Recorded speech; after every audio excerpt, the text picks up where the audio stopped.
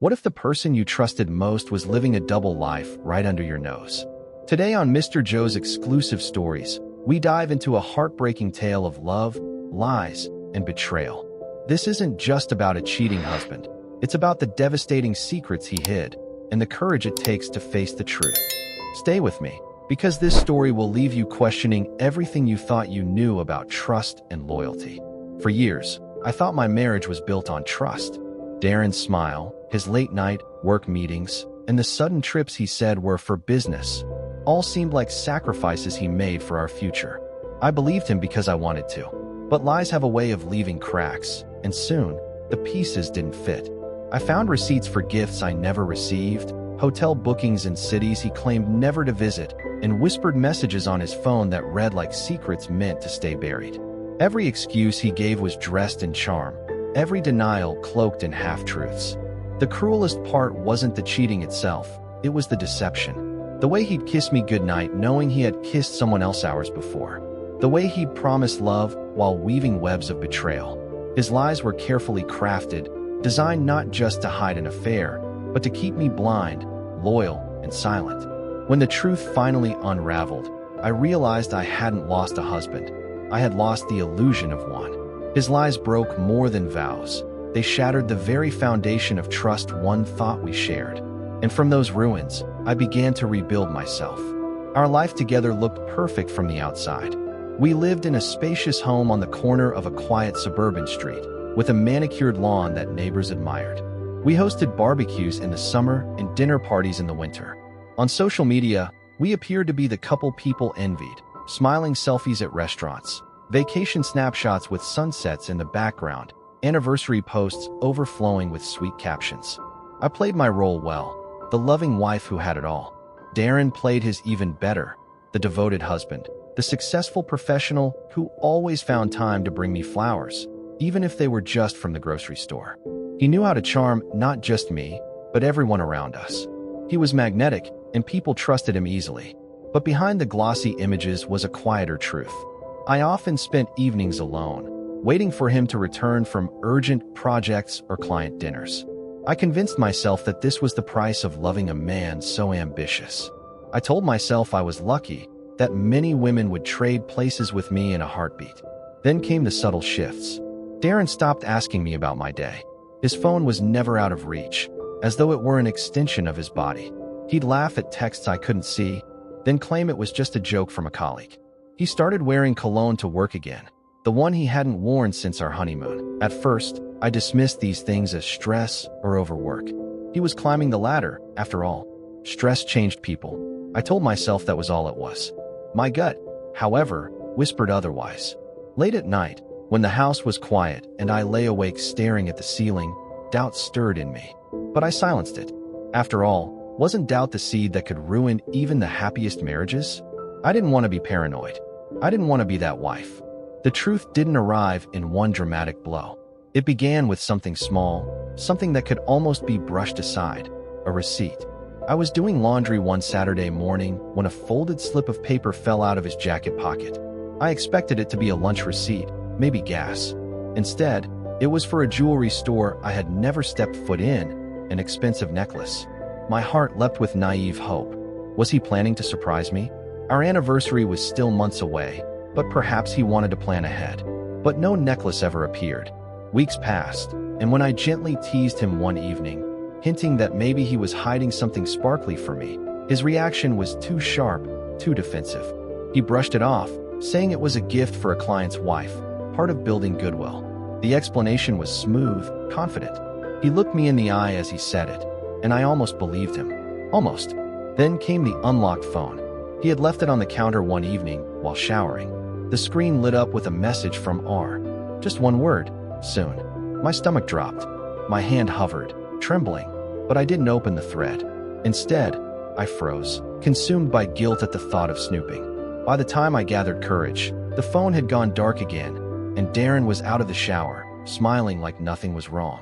When I confronted him about the message, carefully, cautiously, he laughed, said it was a work thing, some shorthand between colleagues. Then he added, almost casually, "You really have to stop overthinking, love. It's not good for you." The words made me doubt myself. Was I creating problems where there were none? But doubt doesn't vanish once it takes root.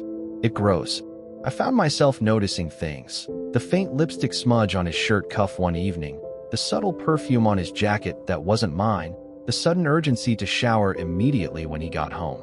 I started making mental notes, becoming a detective in my own marriage. The undeniable evidence came one evening when he said he was working late. A storm had rolled in, and I decided to surprise him with dinner at the office. I imagined him hunched over papers, weary, and I thought a hot meal might make him smile. But when I arrived, the office was dark. His car was gone. My stomach churned as I dialed his number, and he answered, cheerful, saying he was just finishing up a meeting. My eyes were on the empty parking lot, on the silence of the building behind me. That was the moment the illusion shattered. The next day, I went digging. I checked our shared credit card statement and found charges that didn't fit. Expensive dinners at restaurants we'd never been to.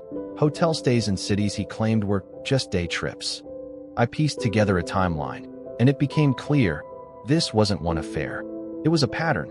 Years of lies layered so neatly I had walked across them without ever noticing the cracks beneath my feet. I discovered the different lives he was leading. With me, he was the loving husband. With her, or perhaps them, he was someone else entirely. The affectionate texts, the weekend getaways, the gifts meant for another woman's neck or wrist, all told me that my husband was a master at compartmentalizing. He didn't just cheat. He built entire alternate realities. The emotional fallout was immediate and brutal. My chest ached as though my heart had been physically cracked open. One moment I was sobbing uncontrollably. The next I was boiling with rage, slamming doors and breaking plates. The betrayal felt like poison in my veins. When I finally confronted him with the evidence, receipts, messages, timelines, he didn't crumble with guilt like I imagined. He got angry. He called me obsessive, paranoid, said I had invaded his privacy. He tried to twist the story, painting himself as the victim of a suspicious wife. It was gaslighting at its finest, and for a terrifying moment, I almost believed him. But the proof was undeniable. The fallout spread beyond us. Friends who had once admired our perfect marriage were stunned. Some distanced themselves, unsure what to say. Others rallied around me. Unexpected allies who shared their own stories of betrayal, who helped me realize I wasn't alone. I found solace in online communities where strangers, bound by the same pain, offered words of encouragement and strength. The road to healing wasn't straight. It was jagged, filled with sleepless nights, therapy sessions where I cried until I had no tears left, mornings where I questioned if I even had the strength to start over. But slowly I did.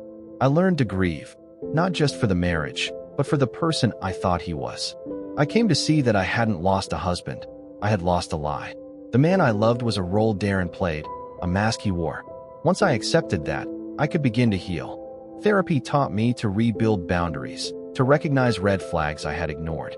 The defensiveness, the secrecy, the small lies I had brushed aside, they were warnings I wished I had taken seriously. But rather than drown in regret, I chose to see them as lessons. And then came strength, a quiet, steady strength I never knew I had. I learned to enjoy my own company again, to rebuild routines that were mine alone. I pursued passions I had set aside, reconnected with friends, laughed again. Today, I don't define myself by his betrayal. I define myself by my survival, by the way I rose from the ruins of deceit and found clarity.